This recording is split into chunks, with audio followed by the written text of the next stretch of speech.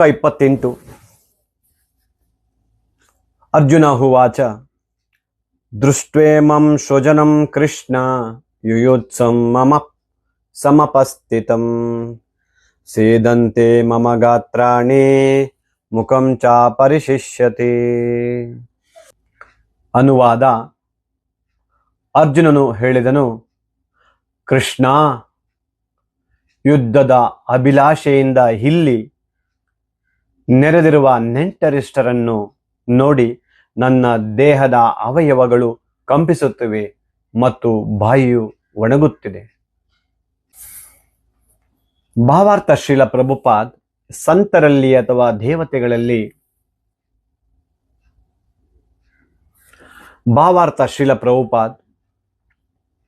ದಿವ್ಯ ಪುರುಷರಲ್ಲಿ ಅಥವಾ ದೇವತೆಗಳಲ್ಲಿ ಇರುವ ಎಲ್ಲ ಸದ್ಗುಣಗಳು ಭಗವಂತನಲ್ಲಿ ನಿಜವಾಗಿ ಭಕ್ತಿಯುಳ್ಳವರಲ್ಲಿ ಇರುತ್ತದೆ. ಆದರೆ ಭಕ್ತನಲ್ಲದವನು ವಿದ್ಯೆ ಮತ್ತು ಸಂಸ್ಕೃತಿಗಳಿಂದ ಲೌಕಿಕವಾಗಿ ಎಷ್ಟೇ ಅರ್ಹತೆಯನ್ನು ಗಳಿಸಿರಲಿ ಅವನಲ್ಲಿ ದಿವ್ಯ ಗುಣಗಳು ಇರುವುದಿಲ್ಲ. ಆದುದರಿಂದ ರಣರಂಗದಲ್ಲಿ ತನ್ನ ನೆಂಟರು ಮತ್ತು ಸ್ನೇಹಿತರನ್ನು ಕಾಣುತ್ತಲೇ ತಮ್ಮಲ್ಲೇ ಹೋರಾಡಲು ನಿರ್ಧರಿಸಿದ್ದ ಅವರ ವಿಷಯದಲ್ಲಿ ಅರ್ಜುನನಿಗೆ ತಡೆಯಲಾರದಷ್ಟು ಕರುಣೆಯುಂಟಾಯಿತು. ತನ್ನ ಕಡೆಯ ಯೋಧರ ಬಗ್ಗೆ ಅವನಿಗೆ ಮೊದಲಿನಿಂದ ಅನುಕಂಪ. ಆದರೆ ಶತ್ರು ಪಕ್ಷದ ಸೈನಿಕರ ಮೇಲೆ ಎರಗಲಿರುವ ಮೃತ್ಯುವನ್ನು ಕಂಡು ಅವರ ವಿಷಯದಲ್ಲಿಯೂ ಮನಸ್ಸು ಕರಗಿತು. ಹೀಗೆ ಯೋಚಿಸುತ್ತಿದ್ದರೂ ಒಂತೆಯೇ ಅವನ ದೇಹದ ಅವಯವಗಳು ನಡುಗಲಾರಂಭಿಸಿದವು. ಅವನ ಬಾಯಿಯು ಒಣಗಿತು. ಶತ್ರುಗಳ ಸಮರೋತ್ಸಾಹವನ್ನು ಕಂಡು ಅವನಿಗೆ ಅಚ್ಚರಿಯಾಯಿತು. ಅರ್ಜುನನ ರಕ್ತ ಸಂಬಂಧಿಗಳೇ ಆಗಿದ್ದ ಒಂದು ಇಡೀ ಸಮುದಾಯವೇ ಅವನೊಡನೆ ಹೋರಾಡಲು ಬಂದಿತ್ತು. ಮೃದು ಮನಸ್ಸಿನ ಭಕ್ತನಾದ ಅರ್ಜುನನಿಗೆ ಇದನ್ನು ತಡೆಯಲಾಗಲಿಲ್ಲ.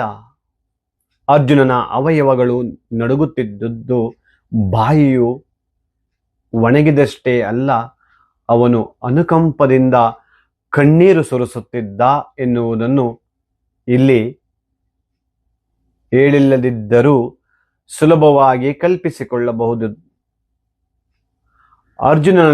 ಅರ್ಜುನನಲ್ಲಿ ಈ ಲಕ್ಷಣಗಳು ದೌರ್ಬಲ್ಯದಿಂದ ಮೂಡಿದ್ದವಲ್ಲ, ಭಗವಂತನ ಪರಿಶುದ್ಧ ಭಕ್ತನ ಗುಣವಾದ ಮೃದು ಮನಸ್ಸಿನಿಂದ ಮೂಡಿದವು. ಆದುದರಿಂದಲೇ ಯಸ್ಯಸ್ತಿ ಭಕ್ತಿರ್ ಭಾರ್ಗವ ವ್ಯತ್ಯಕಿಂಚನ ಸರ್ವೇ ಗುಣೈಸ್ತತೆ ಸಮಾಸತೆ ಸುರಃ ಅರವಾ ಭಕ್ತಸ್ಯ ಕುತೋ ಮಹದ್ಗಣ ಮನೋರಥೇನ ಸತಿ ಧಾವತೋ ಬಹಿ ಎಂದು ಹೇಳಿದೆ. ಎಂದರೆ ದೇವೋತ್ತಮ ಪರಮ ಪುರುಷನಲ್ಲಿ ಅಸಲ್ಲಿತ ಭಕ್ತಿ ಇರುವಾತನಲ್ಲಿ ದೇವತೆಗಳು ಇರುವ ಎಲ್ಲ ಸದ್ಗುಣಗಳು ಇರುತ್ತವೆ. ಆದರೆ ಭಗವಂತನ ಭಕ್ತನಲ್ಲದವನಿಗೆ ಲೌಕಿಕ ಅರ್ಹತೆಗಳು ಮಾತ್ರ ಇರುತ್ತವೆ. ಇವುಗಳಿಂದ ಪ್ರಯೋಜನವಿಲ್ಲ. ಇದಕ್ಕೆ ಕಾರಣವೇನೆಂದರೆ ಆತನು ಮನಸ್ಸಿನ ಕ್ಷೇತ್ರದ ಅಂಚಿನಲ್ಲಿ ಸುಳಿದಾಡುತ್ತಿರುತ್ತಾನೆ ಮತ್ತು ಕಣ್ಣು ಕುಕ್ಕುವ ಐಹಿಕ ಶಕ್ತಿಯಿಂದ ಖಂಡಿತವಾಗಿಯೂ ಆಕರ್ಷಿತನಾಗುತ್ತಾನೆ.